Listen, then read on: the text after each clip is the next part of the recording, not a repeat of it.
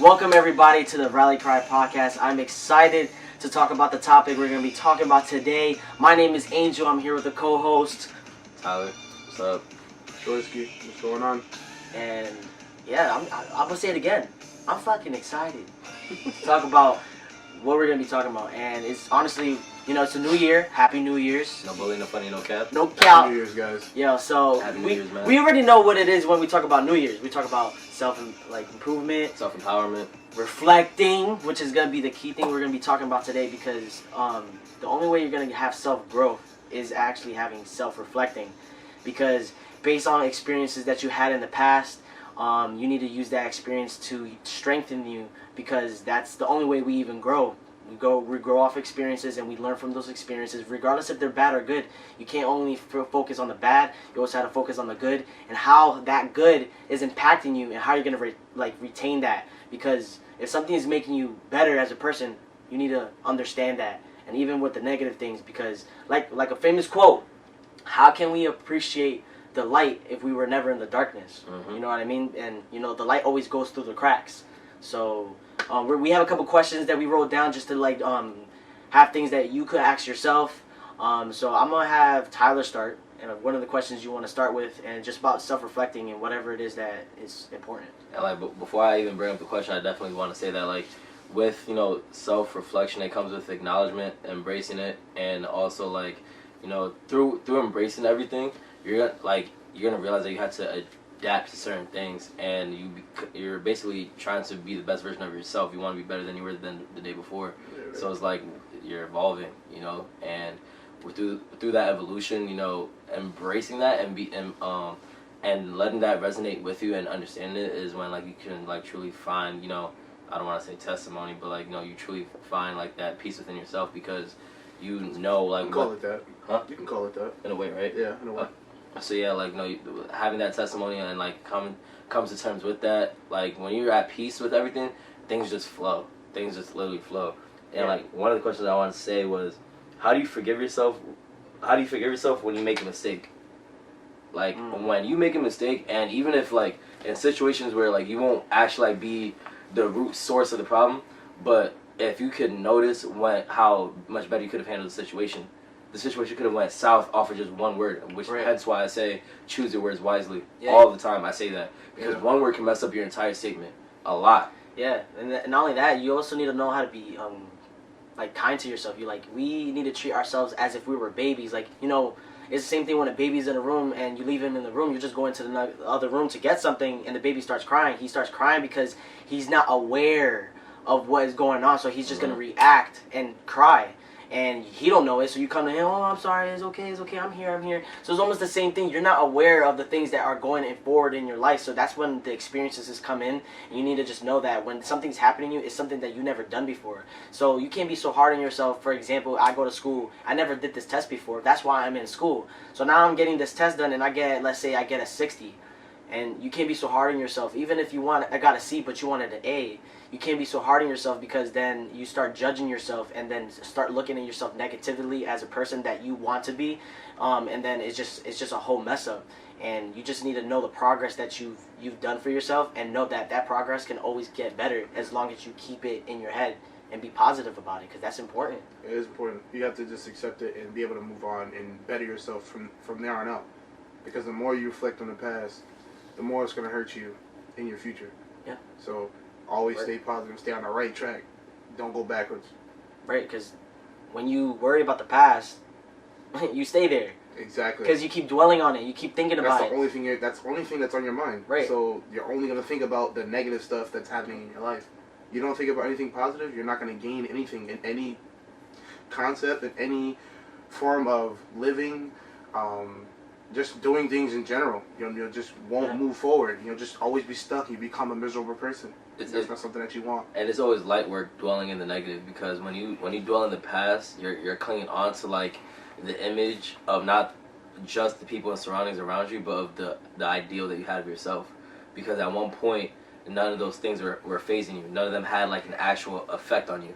But when you're dwelling in the past and you're just caught up in the negative, you're not taking into account what you can do now to change it. So if you're constantly you're chasing for a ghost that's never gonna come back around.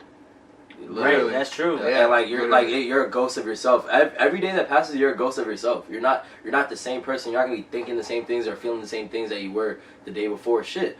Just anything that I did an hour ago, I'm not thinking about right now. Unless it's something that's bringing me closer to my goal. That like this is something that I need to do to get to my goal. Then it's not gonna be anything beneficial towards me. Because like, why am I thinking about it? Right. It's something that's gonna be like, me drinking water. I don't have to constantly keep telling myself, oh, let me drink some water. It's just habit. It's a second nature now because it's a part of my health. It's part of my diet. I'm dieting, so why do I need to keep reminding myself? Like, if I don't drink this water, I'm gonna end up fat. That's me dwelling in the past because I used to, I used to not drink water all the time growing up. It's like, nah, I want juice, whatever. No, that's a kid. Anybody was like that. But now, if I gotta keep talking to myself, saying things like that, your tongue is a powerful thing. Like one of the most strongest things that we have known to man. So if me saying that every time I drink water that I need to do this so I can stay hydrated and not be fat or not feel so sluggish or whatever, I'm talking down on myself, and that's to why he said we need to start talking about ourselves in a more positive light, because the more that we speak down on ourselves, just even in the slightest way possible, we're putting ourselves down and like altering our natural energy, and that right there just messes everything up, and it's like creating the chance to like already put any kind of malice into your day, into your energy. So then anything that happens, you're quick to trigger off because that one little thing grew into, it was a fucking cancer to your energy that day. It started from this small, like a microphobe or whatever the fuck they call it, and sorry, whatever, but then you expand it, and just because all that time, you harbor that, you created that yourself. So imagine how much different your day could go if you just speak more positive. That's true. And I want to add into that, because when it comes to like self-reflecting, what is it that we're doing? We're changing. We're trying to change for a better person of ourselves. And when there's change, it's hard. For yourself. Yeah, for yourself. Not for anybody. Yeah, for yourself. You can never change for anybody. Like, you can't change for anybody, for the fact that when you try to change for someone in a relationship or a friendship, or even if it's for family, I think it makes it worse. Yeah, like that's what makes it worse. But what it is that it's an illusion to think that you are changing, but you're only changing for the perspective that they want. Yeah, you're not being true to yourself. That's where it goes wrong. Exactly. You're lying to yourself already. That's the foundation. That's where it messes up. The foundation is you're lying to yourself just to gain acceptance from everybody else. Right? Yeah, and that's where issues come in. Without being honest to yourself, that's where you honestly set yourself up to implode every time, and that's why you got people that are so irritable. You got people that are just like quick to attack or be defensive, and then you got people that just listen to respond. Yup. You know what I'm saying? And what happens too is like was a perfect example is like, yo, I wanna be a singer, right? I wanna be a singer, but my dad or my mom wants me to be a basketball player. That's a perfect analogy. Don't try to change for someone what they want you to be. Be what you want to be. That's a perfect example. And that goes for even how you think as a person. It's not about what you do, because what you do is not who you are. It's what you do. And Troy has a question like that's perfect for this right now. I want to hear it. What is it? My boy. What is it? My fault. Is it, how do you set boundaries and avoid observing someone else's emotions and stress? Yo, you want to talk about being an anchor or being somebody's like caregiver, like little your back. You want to talk about how strong of a back I got, bro? You see this hunchback I got? Like, you hear that? Like I heard that crack. I heard that crack. Like, it's that bad. Like when you harbor somebody's emotions and like you take on that burden, it's like you care, but then it's like why every situation is that like it's more of them venting. It's more of their emotions being out, and it's like, and in a way we're so like convinced and like brought up that like we're supposed to like listen, and like this person is like like just going nonstop, and you're taking all this, and all you can do is listen and just like and take it. It's like they're attacking you. It's not like they're venting or anything. They're attacking with all this information, all these emotions, and like you're just being like you're just being like torn up. Like how do you manage all that? That's so true. It's one of the most difficult things that as humans that we can do, like, because you're literally taking someone else's issues and literally trying to figure them out without being in their space.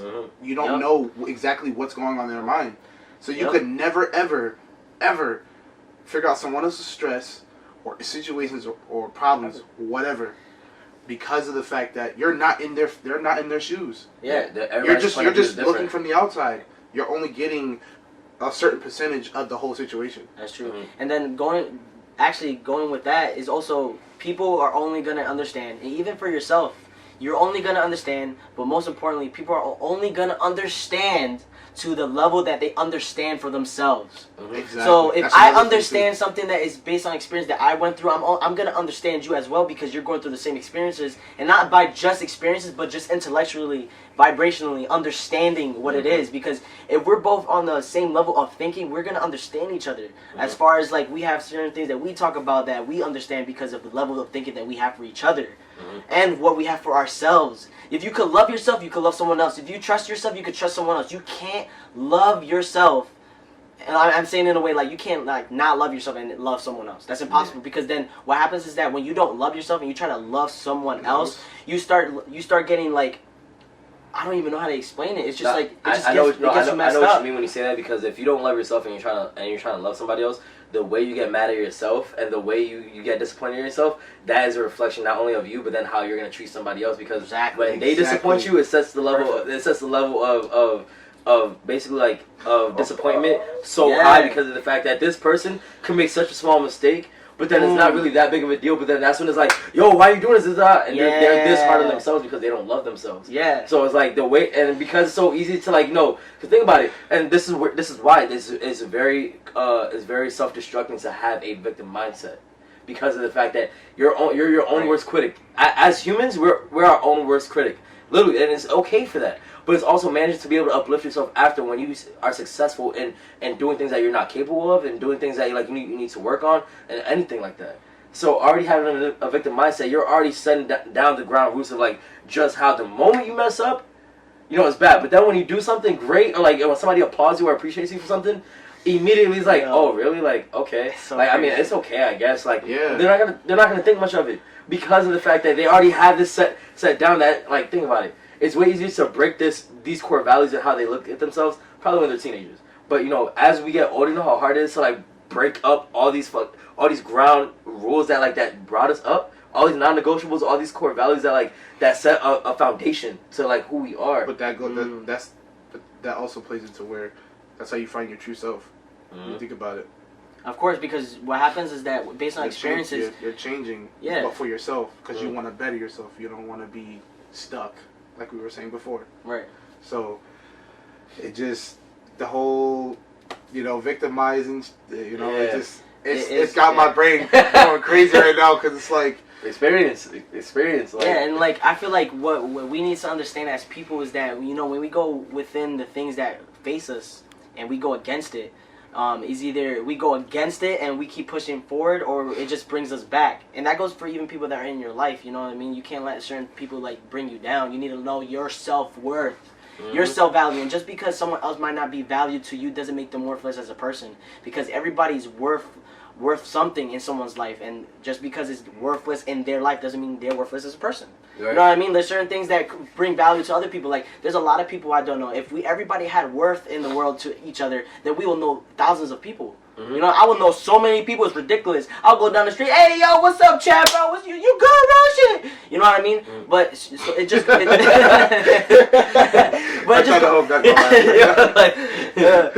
so it just goes for saying like you can't. You need to know how to respect yourself, and when you respect yourself, it's so easily to understand people, respect them, and just know like you just gotta love yourself. And loving yourself is the self-reflecting. Like self-reflecting is not just worrying about what you did, what you need to do, whatever the case may be. No, you need to know how to love yourself. That's the most important part. You can't self-reflect on the things you did and you didn't do. I'm like, oh, I didn't do this last year. Let me do this year. Like, no, it's not really worry about that. And at the end of the day, you can't worry about the goal is to get this. Like my goal, if I want a brand new car, my goal is not to get the car. The goal is to get the money to get the car. That's the real goal. The goal is always in between. People always want to think about the goal at the end. It's just a one-track mindset. And it's like the example I said the other day. It's like, yo, imagine, all right, so anybody that's in Springfield, you got Mount Tom. And you're at the top of the mountain. You're literally like, and you can see everything. Let's say you see Springfield, right? You got the buildings, you got the people, you got all the establishments that make up Springfield. You got Mass Mutual, all this stuff, right? But let's say the end goal is just like far in Connecticut or something like that, maybe even New York, and you got to get there. You're just looking at it straight because New York is leveled with you. It's like eye to eye with you. But everything that's below is everything that the groundwork up that you got to do to just get to New York. Yep. So you got to literally look at all the things that make the goal worth it, because like all those things, all the hard work, all the sleepless nights, everything that gets you there, especially when it comes to self-reflection, you're going to have days where you're beating yourself up, where you are antisocial, where you are not going to include yourself with anybody because... Exactly, it's trial and error. The trials and tribulations you got to go to better oneself. You're going to have to... You have to embrace the dark and ugly truths about yourself. And when it's okay for you to accept that, like, yo, I am like this, but it's okay because I don't want to be like this. That's where acknowledgement comes in.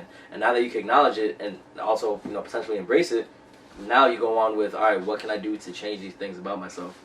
You know, like that alone is just like, you know, going through that path. You know, it's always gonna be hard. But that's why, like Angel said, you mess up because you're just looking straight at the goal. Like, all right, this is my goal, and that's it. You're not gonna worry about what productive measures do I gotta take, what sacrifices do I gotta make to, you know, do this, because with somebody who is, you know, antisocial or doesn't, or when it comes to self-reflecting, you're not going to want to be around other people.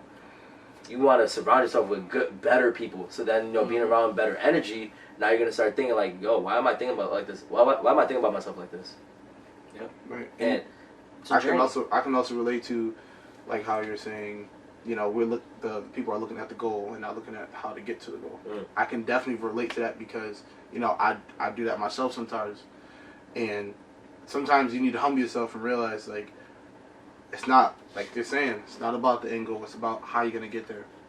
How you're going to take those steps in order to get to your goal. You know what I'm saying? So, for me, you know, I'm always constantly working on that. So, I'm always reminding myself, hey, remember how to get to the goal. It's not about the goal. Yep. Because then I'll lose focus of the entire thing completely if I'm only focused on the end product. Right. Because I'm not thinking about what I have to do in order to get there. So then my main focus isn't, you know, actually focusing on it. It's just... Yo, I make analogies so fast, like, in the moment. So, like, it's literally like, all right, so how you said that, the end goal, you get so distracted. All right, for example, me trying to get a car, right? Mm-hmm. Years ago, working at Sheraton. So, with all the money that I was making, I was just worried about getting the car that I just had the money, but anytime I could have got the car at any time, right? But I didn't. Why? Because it was just like, I could talk myself in every time. I was doing everything else but doing that. And because the distractions were so easy, I was like, it's whatever. It's easy to procrastinate. So with the goal, since it's just there, and because there's no given time, and because I'm not being tough on myself, my conviction, my determination was there because I had the money for it. But it was just the idea of the fact that I let all these distractions get around me, like, you know, I was smoking weed, or just like, you know, I was investing more time into other things. That's so crazy. And here I'm looking, mind you, the goal's in front of me, but because it's in front of me, it's like, no, it's right there. I'm chilling. I'm not even wasting a big deal of it. So you know what I mean? Like, that right there is like, look at how easy it is to like get distracted and like be engulfed with, like, you know, wanting to just live in the moment, like, real quick, be like, yo, hold on, like, you know what? Let me take a step. Not even take a step back, but like, let me celebrate real quick, and then like another distraction, and then he's like, all right, you know what, I'll do it next week. Keep putting it off. Yeah, and, like, you know what happens is that with the procrastination, that's because when you procrastinate, you're being comfortable. Mm-hmm. Yeah. So when you're not procrastinating, you're going somewhere else that is uncomfortable. And us people don't like feeling uncomfortable. But that's why you can't go based on your feelings for everything. You cannot go within life itself to make everything that's with action or even saying with your feelings. Your feelings are indicators to make you like make a decision, help you make the decision. It's a guided system. When you feel like something, you have to, it goes up from here, this is the feeling, that's the gut feeling, and it goes up to your heart, makes you feel like love, whatever the case may be, hurt, whatever blah, blah. But it goes up and then it processes through your mind and then you speak it out. Like, you can't just go off from your feelings because then you start saying things that you really don't mean. And it's just in the moment that you feel like that, because then guaranteed an hour or two later, you're not going to be feeling like that. Our minds are constantly changing. Yeah, and like you just got to know how to, like, this is all about just talking to yourself, and learning how to talk to yourself helps the self-reflection of growth, and learning how to talk to yourself even makes it easier to learn how to talk to others. It's like self-reflecting is not just about you, because when you work on growing for yourself, you need to be mindful of how it's affecting others. You got to be very mindful. Like, I could be, for example, if I'm working all the time, right? And let's say, we're just going to use an example, you're my son. And you're like, what? So, like, let's say you're my son, and I'm working all the time. So what I'm trying to work on to get, what I need, my goal is to do whatever it is that I gotta do. I'm working and shit like that, but while I'm trying to work on myself to do what I want to do and whatever is my goal, I need to be mindful that, me working too much could steal away the time that you feel like you need. And that's just a father and son example, but that even goes for people that you feel like you value, and you can't just devalue them or forget about them because they have feelings too. They might have things that might be going on, and at the end of the day, we always worry about validation, but you always have to worry about the validation, where it's coming from, and who you're getting it from. Because at the end of the day, when you try to get validation from the wrong people, it's only going to hurt you because those could be the people you don't care about. You don't want to get validation for the people you don't care about. You want to get validation for the people you do care about, because that's what makes it more. You feel more valued. And that comes with reassurance too, because in a situation like this, like let's say me and you don't see eye to eye on something, right? And we're already emotionally invested into the circumstances, right? And one of us or even both parties are already expressing negative emotions, like we're already getting a attitude or hostile a little bit, right? And excuse me, obviously somebody has to walk away. Now, in a lot of situations, people just want to argue right then and there. Yeah. You just want to argue right then and there and state your point because you want to be heard. Yep. You want your point to be validated so much. You want to be accepted. You're gonna fight for it. But the thing is, though, there is nothing wrong with walking away, regulating your thoughts, reconciling with your own emotions, and coming back. And coming back to be like, this is where I went wrong. This is where self-reflection comes in. Because this is why you what are you gonna do to make more time for it? You know what I'm saying? So so literally in that sense is how are you gonna take the time to start reflecting more, walking away more from situations that don't gotta be arguments.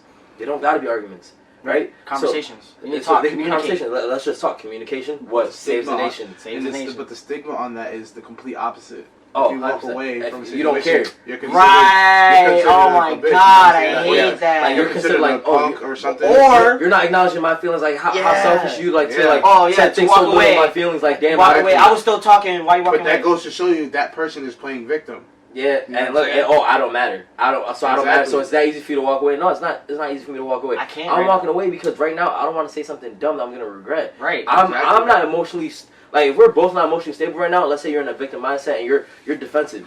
Let's say I'm annoyed because you're not trying to comprehend anything I'm saying. Exactly. And obviously, if you're mad, and I'm not saying this other person has to be a victim, but if we're not seeing eye to eye, both of us being mad isn't going to do anything. It's not going to do anything but make the situation worse. Exactly. And then that's where arguments happen, and then that's where potential fights, no matter what the relationship is, all that stuff can happen. And what's the point of that happening when you can completely avoid the situation? And then with arguing so much like that, and instead of both parties walking away and regulating their thoughts, like I said, it solidifies the chances of you guys not finding a solution or resolving the problem to begin with, because then time goes by and you guys act like nothing happened, or you guys start talking again because just out of guilt, we'll say, no communication. Then just all right, so we're just gonna be yo, my bad, whatever. And even if it's a watered down sorry, it's just the idea of the fact that it's just put on there. All right, so we said sorry, we're good, and then we're just gonna talk about it. Yeah, it's like it's like your job fixing something that's broken, and they just half-ass fix it. Get flexible. They do at my job. Right. Flexio. Yeah, pretty much. Flexio, it's a piece of tape. Boom. You scratch right over. It's gonna fix all the problems. No, that's not the case. That doesn't help because the problem's just gonna come right back. Mm-hmm. Right. Because there was no time and effort put into actually fixing it. Right. You know what I'm saying? So you're just gonna start back at square one. Yep, and I feel like as many this is a very broad topic, and I feel like one of the questions that I want to end with in this episode is that what is the favorite way you want to refuel yourself? And that goes for saying when you're arguing with somebody, you need to know how to refuel yourself, because when you're trying to go on with anything, if you want to be successful, you need to always refuel. You always need to take a step back from whatever you're trying to initiate for anything. If it's communicating with somebody, if it's doing something for yourself, or whatever the case may be, you need to know how to refuel and come back.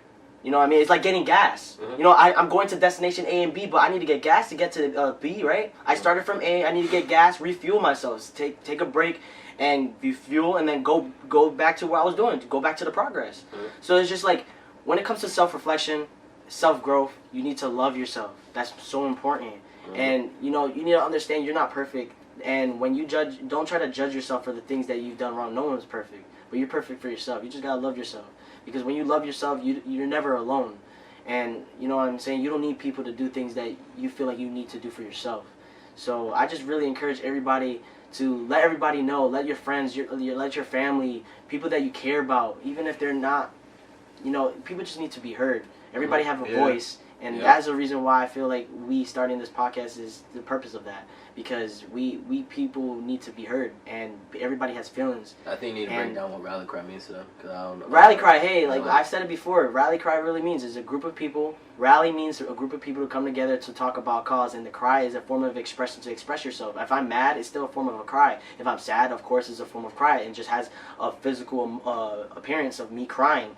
And even happy, it's a form of cry. You know what I mean? It's a way to express yourself. Cry doesn't necessarily mean a negative trait, and that's why we had to change our minds about how certain words are being said and how certain things are going forward within you, the way you think. You just need to change the way you think. Talk to yourself better. Use those words better. Don't always say I'm mad. I'm not mad. I feel mad, because when you start saying I'm mad or I'm sad or whatever the case may be, you start defining yourself as this person when you're not that person. Just love yourself. That's the best thing you want to do for self-reflection. Learn how to talk to yourself.